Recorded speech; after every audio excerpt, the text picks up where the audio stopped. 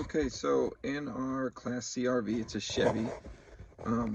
It comes with 2 cigarette ports, one on each side, and they're built into it. It's not like they're screwed on there. So the only way to replace them would be to actually replace this whole piece, which I didn't want to do. I actually can't find it, so that's part of the reason we're not going to do that.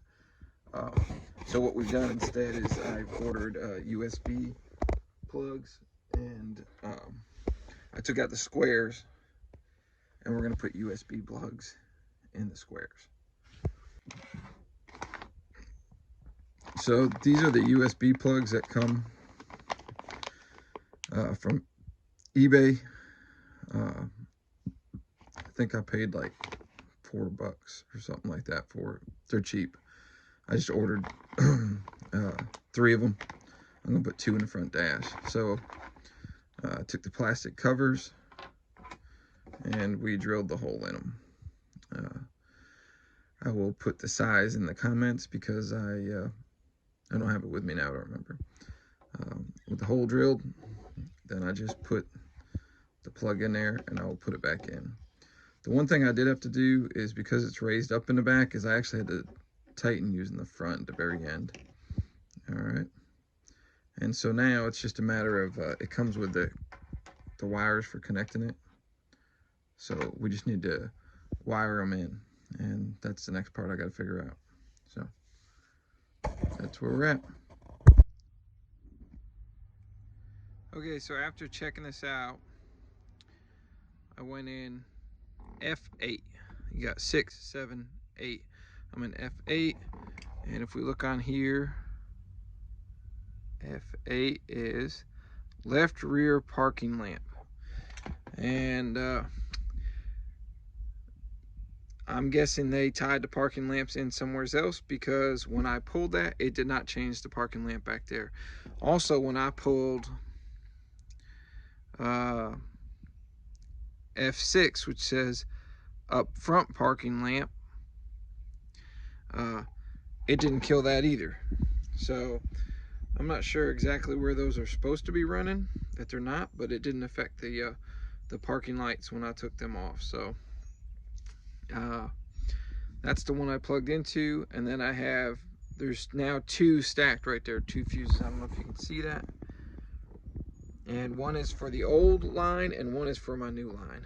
And so, and then I'm gonna feed it right back here, and it'll go out that opening. Sorry about that. So I'm gonna feed it right back here and go out the opening that is in the box when it's on there. So. Okay, so these are all set up now. They're connected. I ran the wires up under the dash, across, and you can remove this one, this one, this one, this one, this one.